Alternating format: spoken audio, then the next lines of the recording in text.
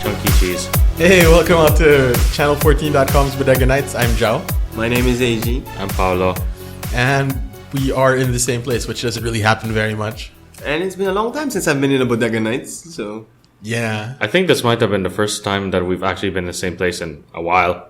Yeah, like even the Cebu crew hasn't been around like each other. Have the two of you ever been in a Bodega Nights together that went out and wasn't weird? Define weird? Because usually what happens, right, is we get like 5 or 6 of us on one episode, but then it's all online. So inevitably what happens is like Third world moments. Yeah, third world moments, or like either of you just shut up and play Warframe. Looking at you, Paulo. Yeah.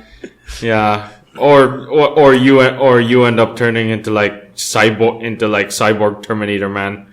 Well, it was either you. Well, you end up turning into cyborg Terminator Man, and AG just drops out and comes back in, and drops out and comes back in. And there was that episode. I'm not sure if we released it. We didn't release it. And there was this other episode recently where Norm was having like really bad connection problems, and he was sounding really robotic. Oh yeah, he also sounded like a robot. Yeah, he sounded really robotic, and then he started like talking in what sounds like a weird sort of metered computer sort of voice. Did he start? And he started to sound like GLaDOS. Did he start? Was he making a Radio Norm episode with what he just said? I wouldn't mind actually. Like we have like that background music, and then we have Norm. 1:45 p.m. I am now stuck in a machine. Something like that. Like ran out of humans. So, Queen City. Yeah, dude. How has your stay been so far? Oh, well, the usual. Not doing any work. Just hanging out with you. As always, whenever I'm in Cebu.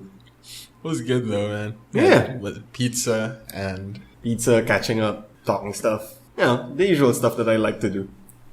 Pretty much nothing. So I resolved that tomorrow we start recording like the stuff that we talk about in the car. We have car casts. Like we had such fruitful conversations that could have made such amazing like Bodega Nights episodes, and talking about like the nature of art and stuff. Yeah. We should have recorded it. But, you know, life. Battery life. To Battery be more life. specific. Battery life. Flight was crap. So Yeah. What time did you have to be at the airport? Like 3 a.m? I was at the airport at around 4. Okay.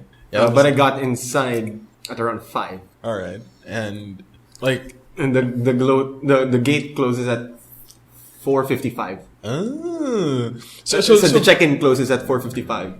Right. So you were 5 minutes late. Yeah. And the flight was delayed by 5 minutes. No, it wasn't me. There was another person who was absolutely late. Actually, didn't show up because he was seated beside me. Oh, that's so Exactly. So cool. I was in the aisle seat, and on my right side is a spare seat. So like, oh yes. Oh, we were talking about this on Third World Linux the other day, and we were talking about this on Bodega Nights as well, Paulo. How the lateral space is like really important to me. Ah. Well, for my case, the lateral space is not so much important. I need a vertical space. I need sleeping space. Yeah. Do you do that though? Like if you have a fairly empty flight, and say you find like a row in the middle that has like 4 seats, do you do the thing where you bring up all of the armrests and just lie down? I've never been on an empty flight. When I was on a flight heading to Canada, we did that. Because it was a relatively empty flight. Like, to the point that the attendants had to reassign seating to balance the plane out. Yeah. So some of the things they do, like, an entire aisle was for me, and then we asked permission from the attendants if we could actually lie down. And like, yeah, sure. Yeah, dude, that's the best, right? Like 12-hour flight that was that long. And like you're right in the middle. yeah. So, fine, it's not business class, but you know. It's better than business class, dude. You have like an entire row to yourself. Oh, well, during those times, business class beds weren't available, if I'm not mistaken. Huh. 2006, 2005. So, like, you had it better than business class because you actually had a bed? We actually had a bed. Suck it, rich people. But yeah, it was. The flight was crap because again, budget airline. The point is just to get here. Yeah, it was all I had to do, like to pick you up at the airport, stand up, tiptoe a little bit, and look for the person that looks like a Korean tourist. Yeah, because I have a camera in my neck, big backpack, and just wearing simple clothes. I'm like, let's find the Korean tourist. Oh, there he is. Doesn't help that I have I'm starting to grow my hair again. Yeah. Because I'm getting ready, and whatnot. I don't know. It's too expensive to get freaking haircuts. No, yeah, I know, not so much, but not really. I don't know, inconvenient. It's just my girlfriend likes long hair, my longer hair before, and Here I was thinking it was because of AJ Styles. Yeah, I kind of look like AJ Styles when it's unbound. Like the new AJ Styles hair. Yeah, but it looks weird on me because I'm Asian. Like the stereotypical Asian look. Skinny, chinky eyes and crap. Yeah, with the long hair. And the long hair. And it doesn't help that on Facebook you had that picture of you with cherry blossoms. Samurai X. All I need is a sword to my face. Oh yeah, not that big X on it. Yeah. That's the reason why it was Samurai. I think that's the reason why they translated it as Samurai X instead of the Ronin Kenshin. Because that's exactly why they translated it that way. Yeah, and to Americans, or at least to a Western audience, who cares about Kenshin? Yeah. But, Samurai X. He doesn't even do X symbols or whatnot. Simply because he has an unusually shaped scar on his face. Which is a tragic story. Both of them were given by his exes. X, the Samurai. He became Samurai X because of his exes. Death. Yeah, dude. It's like a layer within a layer of complexity. Complexity. We're going there already. Well, we have to take it to the extreme. Or, we could get the extra mile. Alright, enough. I got nothing. I'm exhausted. I don't want to extrapolate on this any further. Alright, let's not then. Yeah. We're getting a PS 4.5. I want to know more about it first before I decide to commit that kind of money, man. Well, they just want to put from what I've heard, they just want to do it 4K. They're gonna put VR. They're also trying to make a machine that could actually run VR without any real hitches. Well, actually, that isn't even to be fair, the PSVR also comes with its own processing unit. And for me, actually, the most important thing there is the specs that it will add. Not so much because of VR, just to improve the power of just to run games consistently at 60 frames. Well, I'd like to tell you that based on what's going on in the news cycle right now, the information being said is that this is virtual 4K that they're planning to aim for, not real 4K. Well, the thing is, I don't have a 4K TV. No, don't plan to buy 4K anytime soon. Which is, I don't intend to get that high, and honestly, I'm just hoping that means that 1080p 60 frames per second can be available in more games. That's it. The games that could actually benefit it from that power will only be released after it comes out. The older games will only benefit if the developers patch those games. Or I could just buy a PC. Yes. Yes. Dude, what's the difference between actual 4K and not actual 4K? You upscale 1080p. Oh, that's gonna look crap. You upscale 1080p and you do some weird smoothing of the pixels. Yeah, it's still gonna look crap. It's you're up-resing. Yeah. So it's like you stretch it out and apply a Gaussian blur. Yeah. Yeah, pretty much. God, that's horrible. Yeah, it's gonna be horrible. At least that's what's going on in the news cycle. I don't even know what they're putting in as specs in spec wise. Some people are just saying that the only thing changing is that it'll have a 4K Blu-ray drive. Some people are saying that it's going to be a complete upgrade. Well, we can't know for sure, but because we're running on like the rumor mill. I'm waiting for E3. I don't think they're gonna. I think E3's news story, well, it's gonna be about VR and how they're gonna push it out. If they are gonna really go 100% VR, because again, this gives me flashbacks to E3 2011 when everything was like motion control, 3D. Like all of those didn't pan out. And Sony has a notorious track record, not just with cameras, of just going where the market is. Yeah. Like, if they push something out not successful, scrap it. That's Sony pretty much in all their business ventures. Well, the cycle is already playing out, I guess. And the thing is, the cost of entry with VR is still kind of pricey. I think the cheapest headset right now is $400. We're not counting like the Gear VR. Yeah, Gear VR and we're not counting like the cardboards and stuff. Yeah, we're not counting those. We're counting the ones that attach to PCs that are like full. Like we're talking to ones that attach to PCs. Although what I want to do with VR is put it on my head. Go to bed, watch a movie, lie down and watch a movie. You can actually do that. Yeah. That's what I want to do. I think all the major VR headsets allow you to do that. Yeah. Some of them actually make it in such a way that you feel like you're in a movie theater. No, not even. I just want a screen in front of me. That'd be like really meta though, right? Like the way that, like, if I understand it correctly, the way that sort of thing works now is you get into your VR quote unquote environment. When you sit down, you're in front of a TV. Yeah. And like the thing is playing in the TV. Yeah, which I don't mind. So what do you need? What would you need for that to be an Inception moment? What? Wow. Yeah, dude. Just a little more. And like and a little bit more Leonardo DiCaprio, a little less Oscar. Okay. But I'm still not convinced with VR.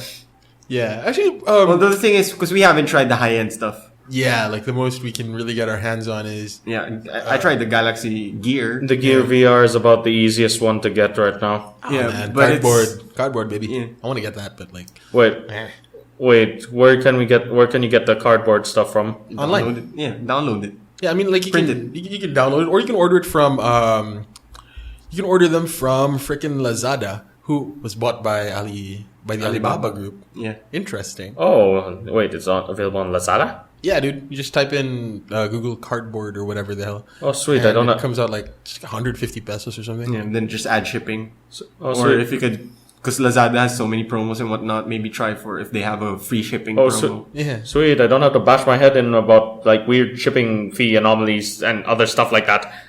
And Lazada's gonna deliver directly to your home anyway. Yeah. Like the shipping fee anomalies or whatever. Like that only really comes when you're bringing stuff from overseas. And the reason you have those weird shipping fee anomalies is because the carrier is also paying for what you would have paid at the post office. Okay. But the convenience is you don't need to go to the post office anymore. Yeah. So like if you go to like an AliExpress or whatever, and you choose the DHL or door-to-door the option. FedEx door-to-door option, they're gonna add like $15 on it or something, $20, and that covers getting it from the post office to your house and what you would have paid at the post office by way of like duties and taxes. So that's why that's why when I ordered that one package, the essential cost of it increased by a factor of like basically 20% maybe. No, more 30%. 40, 50, more along the lines of 45% already. Yeah, I mean because a lot of how much you have to pay at the post office is kind of discretionary on the person that you're talking to. So like smile at them and stuff. Yeah. And so like Except for books, which is great. Yeah, it's like 500 pesos or something. Or, Yeah. Wait, It's a fixed fee for books. Wait, really? Yeah. Really? Yeah. Really? Yeah. Really? Books are non-taxable. Really? Yeah. Really? this is getting kind of boring. So, so we're talking about taxes, for Christ's sake.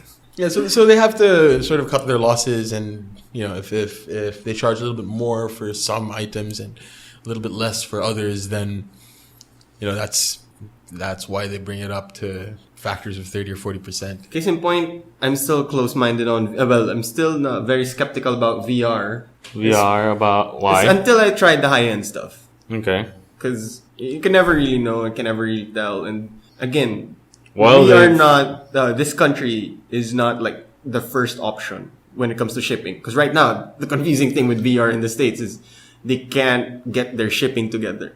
Like Oculus can't get their ship together. Yeah. Right, there's been delivery delays. Yeah, a massive delivery delays. They can't fulfill like the dates and whatnot.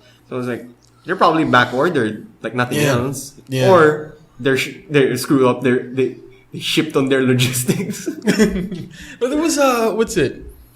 There was like one piece or something that one of their suppliers didn't deliver on, or at least that's like their official press statement. So one piece? Yeah, so one of the pieces, like articles that came out. Okay, like a statement, press release of sorts. I'm not sure if it's a press release, but they didn't mention specifically like which component was missing, or not which component was missing, but which component wasn't delivered. But either way, somebody's gonna get sued. Fired and sued. So I guess I have to wait and see until E3 hits. But at the end of the day, at the end of the day, it's gonna be another freaking 6 to 7 years before we can get it affordable here. Yeah. Because there's no way we're shelling out $600 for first generation first VR generation device for that first generation stuff. Yeah, pretty much we won't. Yeah, dude, you can get a decent gaming laptop at like half the price. Or not laptop, but you can build a decent gaming PC for like half the price. So might as well just build a rig. Yeah, and hook it up to the TV that you already have. That's immersive enough. Just turn off the light. Or if you really want to insist, have a separate monitor like Steam. What's that? Have you tried it? Big picture mode? No. What? Steam streaming? Steam Link. No, I haven't tried it. I haven't tried it. Because apparently, it works well especially if the game doesn't need high latency. So FPS is kind of out. But say you're just playing something like Undertale or playing Undertale, you're playing what's the action Harvest light Moon, RPGs, Harvest Moon 2.0, Stardew Valley, or just your text-based RPGs. You don't need quick reflexes. Yeah, so anything that doesn't require like a low latency connection. Yeah, anything that doesn't require heavy amounts of quick action. Yeah, a ping below 10. Huh. Did somebody say okay Google? There's information. No. And the information is gone. Oh, that was kind of creepy. Did it think that I said bad lip reading? Yeah, dude, bad lip reading is amazing. By Google. So before recording this, we were watching Aussie Man reviews and bad lip reading. Quick hug. A greater Jedi wouldn't have given me those selfies. So should I email you? I'm a hot dog farmer, right? I'm a dog walker. And what's really good is we actually know the lines, and we see that it actually sort of works. Like instead of I'm Luke Skywalker, I'm here to save you. I'm a dog walker. I've done this before or something. Jeez. Interesting though. It's the thing is, I'm curious now at the amount of research that they're doing. Who? Those guys. I'm pretty sure. Wait, bad lip reading guys, or are we still talking about VR? No. Bad lip reading. Bad lip reading. In what way? What do you mean? So did they just come up with random words that not sound like, but pronounced like? I guess. I mean, and then try to string something out of that. Because that kind of might take time, or they're probably veterans at it, or they have a linguist with them. They have freaking Jack Black working with them. Yeah, they have a Jack Black working. And what's her name? Girl from that '70s show. Yeah, Mila Kunis, I think, is working with them as well. Sometimes. I think so. Yeah, like I think she voiced Princess Leia. No, Maya Rudolph. There's a difference. Oh, SNL. Maya Rudolph. Sorry. Yeah. Both M's. Yeah. So you are forgiven. Wait, what was the other thing that we mentioned? I'm taking down notes for our actual show notes. Wow, we're actually doing show notes, huh? Yeah, dude. They exist now. Yeah, because we don't. I don't think we'll have anything witty to put in because like the last couple of episodes, right? It was like featuring Miko, Joao, and Paulo's mechanical keyboard, like that Warframe episode. So today's gonna be AG, Joao, Paulo, and some actual show notes. Yeah. But then all we have are like links to Aussie Man reviews and bad lip reading. Probably cite the schedule of E3. Or what it really is upres. Like, what's that? Fake 4K? What's the term? Upresed. No, not upres. Upscaled. No, not that. Fake 4K. The other one you were saying earlier. The technical term that they used. Upscaled 1080p. Upscale 1080p. No, not that. You used a different term. Yeah, because you said there was 4K something. 4K and There's true 4K, and then there's like I forgot the term I used actually. It was something along the lines of like I don't know. It was either upresed. No, I used upres. Upscaled. No, you didn't use up any word that comes. You said 4K something. Or something 4K, like implied 4K or something? Non-native? Non-native 4K, is it? no, it wasn't. Well, either way. I don't know. Either way, it was the gist. I don't know. It's like a word. I don't know what word to describe. Basically, taking 1080p, upscaling it, and then smoothing out the pixels. Isn't it? Is this similar to how like 1080 was done back in the day, where it? Yeah, is it? Like, did they do the same thing with 720 displays? I wouldn't know. Okay. I wouldn't know actually. I haven't gone that far back. And the funny thing is, it isn't that far back. It isn't. Yeah, it isn't. I don't know. I do seem to remember we were talking about like age. What do you mean age? No, we were talking about time earlier in relation to I cannot remember anymore. What's in relation to what? Wrestling. Oh yeah, they're akin to comic book superheroes that they don't die unless they're dead. Unless they're dead. The storyline doesn't die unless they're dead. Yeah, because we were talking about how wrestling is akin to theater in the sense that it is all about the storylines, but then you have this sort of physical aspect and the of it as performance well. actually. Yeah, it's a lot like those old movies. Yeah. Right? Because like a lot of the beginning of cinema was, for all intents and purposes, a stage play that was filmed. Yeah. Like before cinematography. Yeah, before cinematography, before they discovered like the language of film. Yeah. Before Battleship Potemkin. Yes. You know, before the close up. Yeah. Yeah, it was pretty much like a stage play, and if you look at a lot of the acting as well, it resembles the acting of a stage play. Yeah.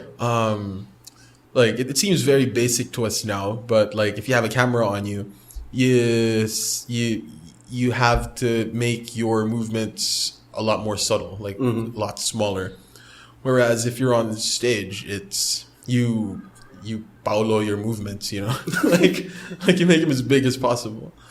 But with professional wrestling, the reason I think that some people really do see it as fake is because when they're in that ring, they're performing for the live audience, and you have to perform that as if you're performing theater in the round. Of course.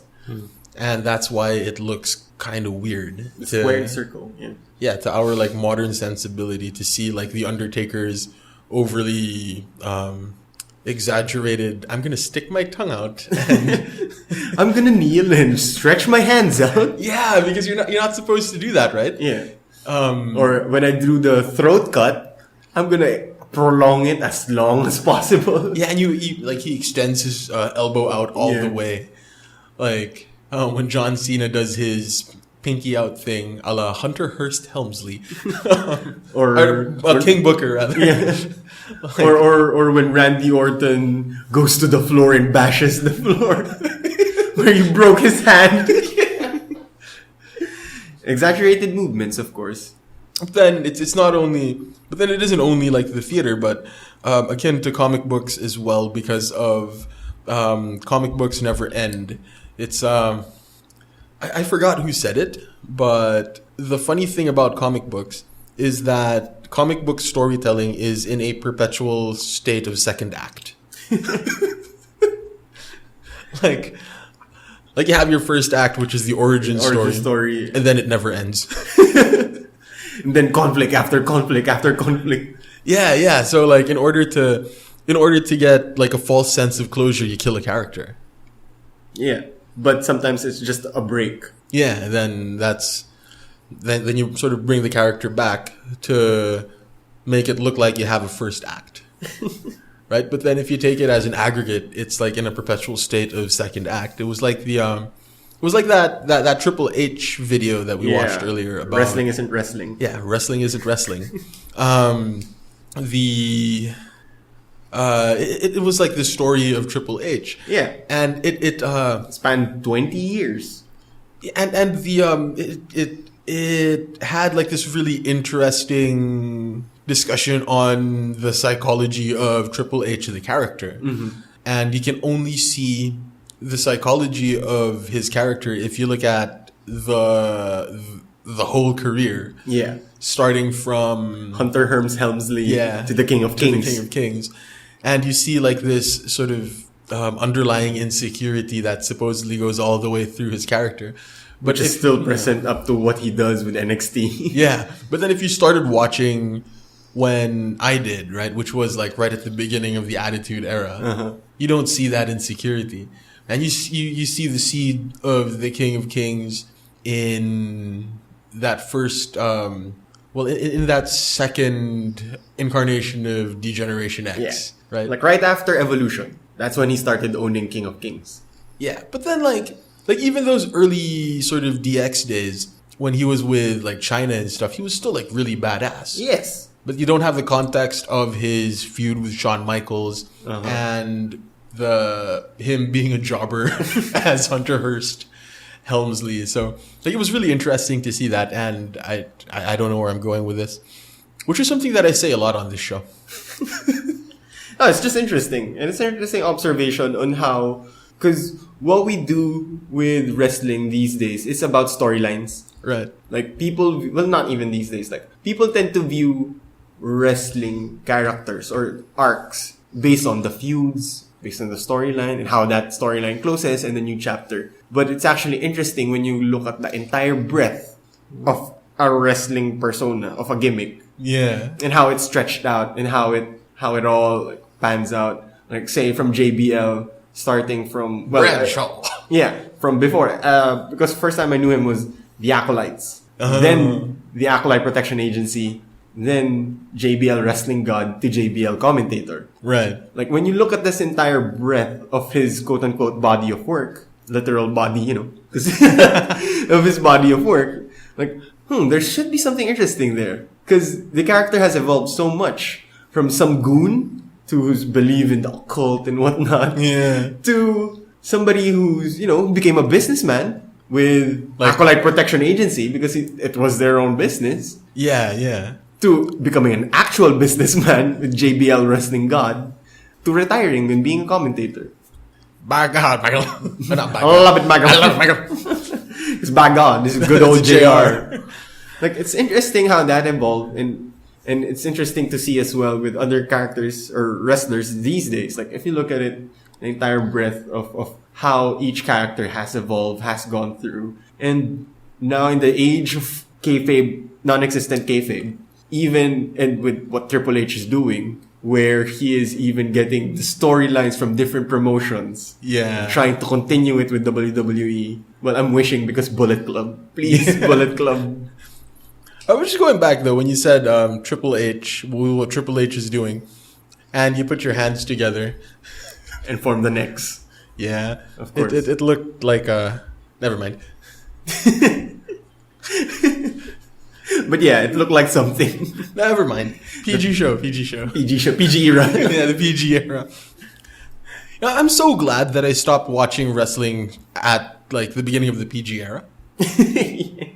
Because like we've made reference to this on either this podcast or Third World Linux, where like I make specific reference to having stopped watching wrestling after a certain point. And it just so happened that it was right before the beginning of the PG era, which is, I don't know whether I should consider myself lucky or... No, I don't think the PG era was a bad era for wrestling. It was a different era. Experimental. It was a nice... The experiment? Sorry. It was a nice area of... Experimental? A nice area of growth for the company. Because it expanded, just like Star Wars. Sorry. It expanded the audience. Yeah, kids, man. You need to have the kids. They needed the Hulk Hogan. Yeah.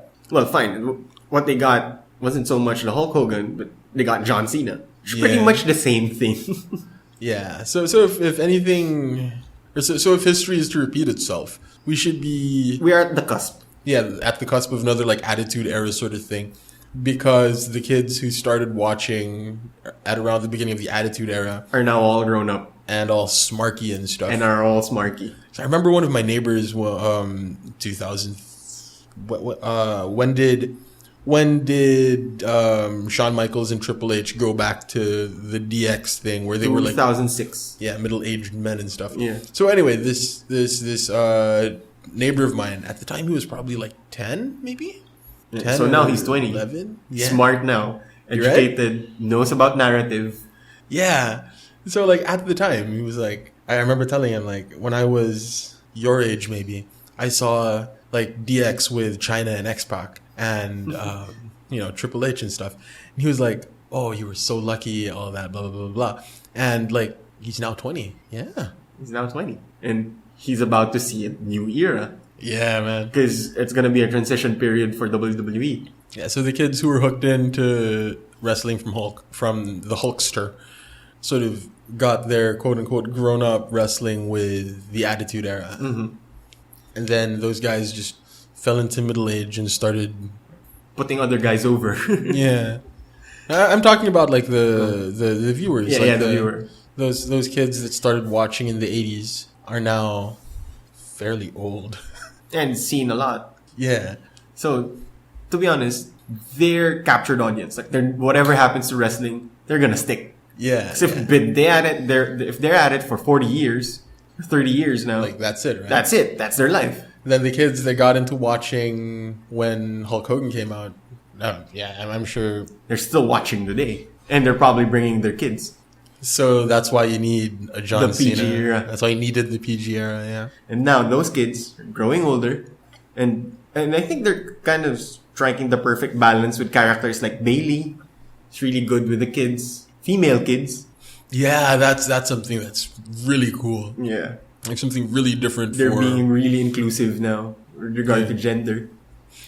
Well, that's a difficult word, actually. With regard to... Well, female... They got female kid audiences now. Yeah, yeah.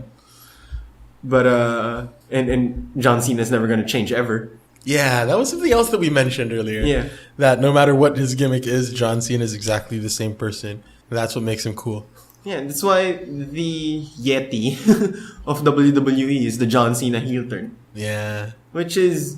It would be great if it happened. It actually might start a new era. That might be the trigger. Oh, yeah, that might be the... Why? Why? Why, Austin? Why Stone Cold? Why? It might be the trigger, to be honest. If they can pull that off. Where's that trigger? Yeah. Or... And what Vince is probably his last, not last will and testament. That sounds so dark. Last major action. Last major action is to make Roman Reigns he's never gonna be healed. So for the kids, because he's muscular and good looking and punches people in the face. Yeah. And shouts "ooh-ah" from time to time because he's the guy. He's not a good guy or a bad guy. He's the guy. I was so happy when he went out and said that. Like, there's a heel turn in the cards. Yeah, there's a heel turn in the cards. There's a possibility of a heel turn. And Paulo is bored. No, I'm just trying to keep up. And this is what happens because these days my gaming has dropped because I find it kind of difficult to find like how can I even a 4-hour game, 6-hour game. Yeah. And it takes so much mental capacity to play video games for me rather than being passive about watching something. You could just play Angry Birds. Mobile games. Yeah, man. I never play mobile games. Well, I'm not saying I don't play mobile games. It's not just... I really just prefer sitting down in front of a computer and just, play a video game. But I can't seem to find the time for that now. But stopping my life for 2 hours at least once a week is okay. Yeah. I can find time for that. And even if you don't watch like the whole show, you can just check out the promos on YouTube. Exactly. WWE in YouTube uploads the promos anyway. And that's the important part for me. Yeah. I mean, but these days, with the advent of guys like Nakamura and like the athletes. Yeah. The in-ring psychology is getting more interesting. Yeah. Now is the time to stop watching Raw and start watching NXT. Yeah. So what have you been playing, Paulo? Right now, mostly I've just been playing Warframe and MechWarrior Online. Oh, MechWarrior Online. Yeah. Huh. How is it? Let's see. Let's see. Do you like the idea of basically piloting what can only be described as a bipedal tank? But what I've heard from that, if I can recall my gaming news properly, was that the in-app purchases, like the customization options are massive on how you can build your mech. Yes. But is it like in-game purchases or you can unlock them without all the important stuff like weapons, ammunition, and systems can be bought with in-game money. Okay. The only the thing that you'd need for like say the paid currency would be mech bays so that you can have more mechs. Okay, I get that. Okay. I get that. So it's like a character slot, more or less. Yeah. Like you have to pay for an extra character So slot. you start out with how many bays? Like Four That's empty a lot bays. already. Yeah, dude. 4 empty bays, and you don't start with a mech. You only have access to the trial mechs. But with your first 25 matches, you get a special cadet bonus. So by the time you're done with your first 25 matches, you basically have like probably tens of millions of credits that you could use. So yeah. So if you look at it that way, that's the tutorial mode. Yeah. Get to know, master the game, understand the mechanics. Yeah. So by the time you have a grasp, you know what you want what you want to get, and you have the finances to buy it in game. Yeah. But are there like hats and stuff? Cosmetic. Cosmetic. Yeah, about that. This is the thing that I think is going to be getting at me, and why I don't really want to start clicking on the purchase mech credits being the paid currency. Let's see. I really want those hats. No. Ooh, skull logo. Let's see. DX logo. Color right now. Let's see. Unless there's a sale going on or a special event, colors require paid currency. Yeah. So cosmetic. Your basic coloring options. You don't have any coloring options to start off with. Oh, so everybody's like a gray robot. No. Green, gray, and silver. Then say in like when we played a lot of Call of Duty, right? Would that be like akin to having say the blue and the red M16s behind the paywall? You mean the blue and red tiger? Yeah, because like they're cosmetic, but they're in Call of Duty, cosmetic. Yeah, but in Call of Duty, it's a symbol. Like, I've mastered this weapon. Yeah.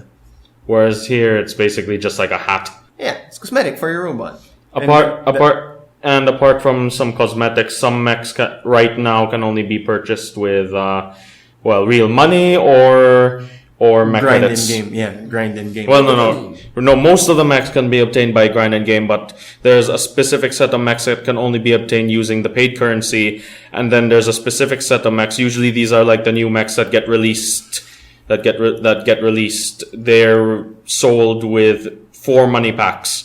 Oh, So basically, you go bundles and whatnot. like you go online, you pay $40, and you get basically five variants of the mech Now, $40 is a typical game. Yeah, you know, and premium time, so you when get it, more credits. You get more credits. what I find like when it comes to these like sort of free to play type games and stuff, or when it comes to this like continuing payment in order to continue playing, like I really Subscription. well, not so much a subscription, but like if you get like I think you should have like an upper limit that you can pay for. That's not gonna happen. Yeah, but then like it Say your payments That's, reach up to $200, you unlock everything. yeah, and I think that's too much. Like you have like $100. Yeah, I mean, I'm just saying. limit, I right? just threw a number. Yeah, but like I think that's how it should be done. And if that's the case, then you can justify releasing half a game for free. Ah, but the thing is, I like that because it's such a great incentive, like to unlock 100%. And we know that you're the captive audience, like you're the actual audience for this, and you like the game. Yeah. So we're gonna reward you by, say, you already gave, fine, $200 is a huge number. Say $80. Yeah. You unlock every single thing, even the things that are gonna come in the future. Yeah. It's sort of like just getting a game retail. Yeah, getting Right. a game retail. It's akin to like man, going back to like the 90s and stuff. When you get like demo discs, Yeah. they give you like the first level, and then you pay $60 to get like the whole game. Mm-hmm. But then that meant you have to drive to the store and get it. Drive to the store, get another disc. Yeah. This would be like the current or the modern day equivalent of that. Like you get a demo disc, which is like download for like an eighth of the game or something. Actually, that's an interesting model because when I play free-to-play games, I tend to just grind everything out. Yeah. But there are some who I know are just really freaking pays the living hell out of it. Yeah. And well, the thing is with like free to play games, when you start grinding things out, it can become frustrating. Yeah. Like it is purposely It's made becoming a frustrating, chore. right?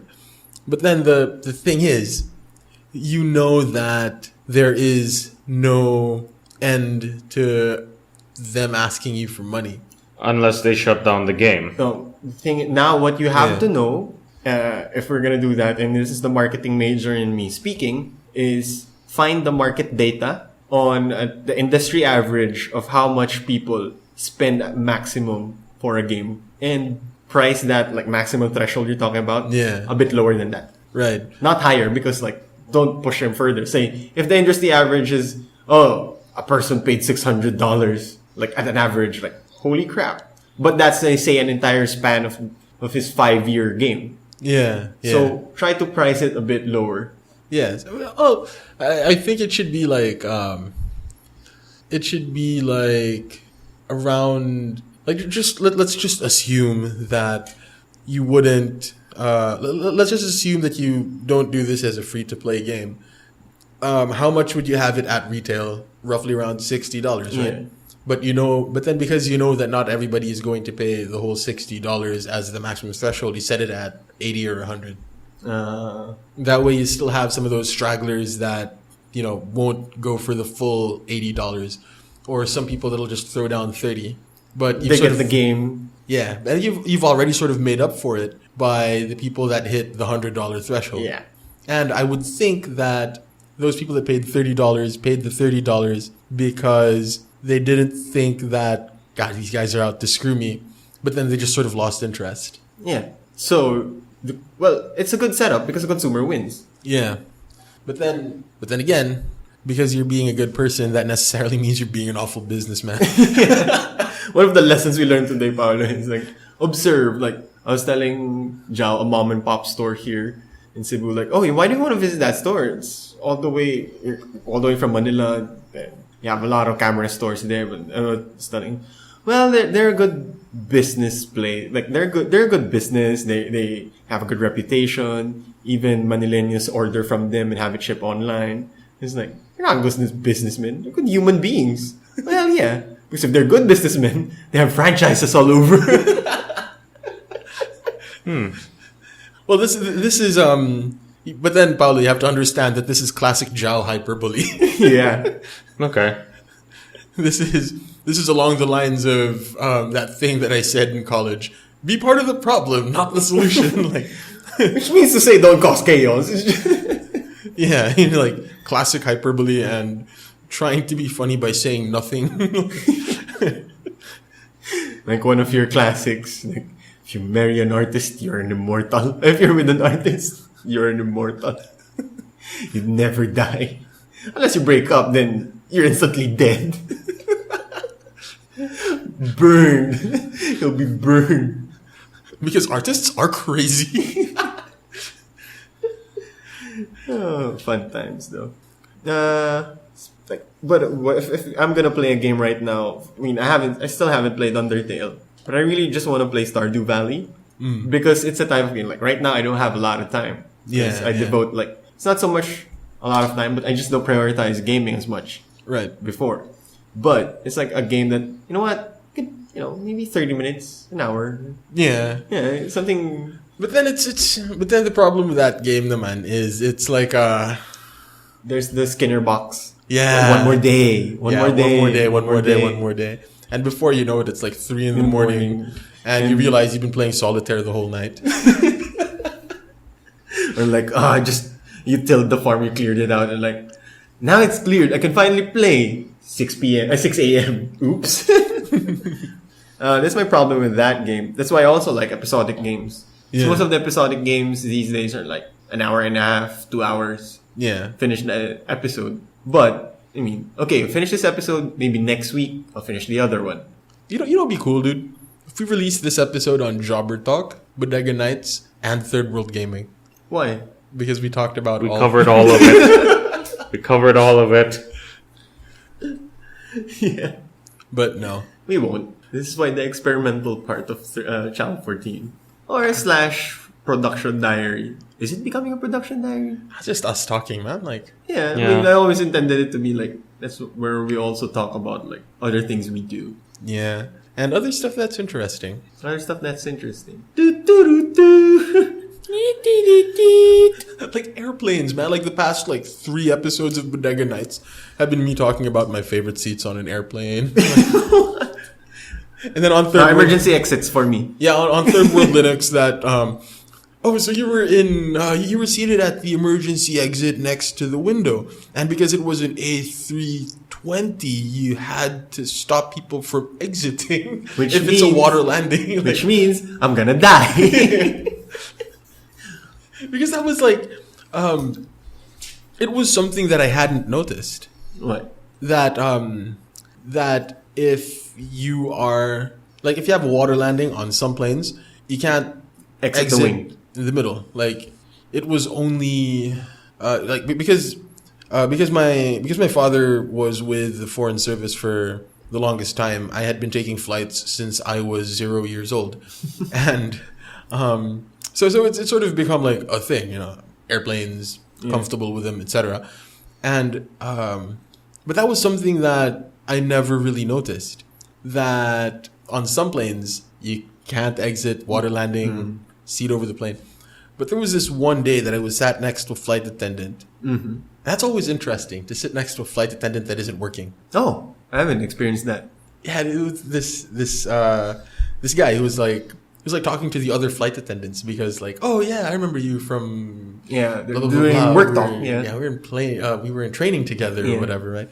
And so we start talking, and he says, and just remember that if you're on the emergency exit or whatever, read the briefing card manual, because some exits can't exit if it's a water landing. I'm like, really? I know there are some planes that you could exit through the water landing, but don't use the slide. Yeah, don't use the slide. Like what you do is exit there, but swim to the raft. Right. And number 1 instruction is don't pop that life vest inside the plane. Oh yeah, exactly. Yeah, that was another thing that flight attendant was saying. So many people die getting stuck because they inflated the life vest inside the plane as the plane was underwater. So they're just stuck in the fuselage. Yeah, it's terrible, man. Yeah, what a way to go. That's a bad way to go.